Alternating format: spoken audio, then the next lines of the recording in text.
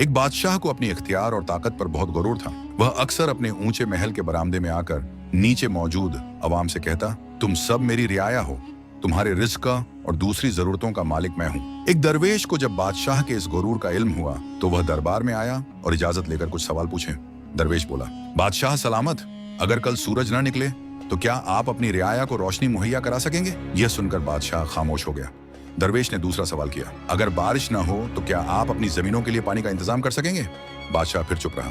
तब दरवेश ने तीसरा सवाल किया, खुदा ना करे अगर आपके दिल की धड़कन बंद हो जाए तो क्या आप अपने खजानों से उसे चलवा सकेंगे? लाजवाब होकर बादशाह का गरूर मिट्टी में मिल गया।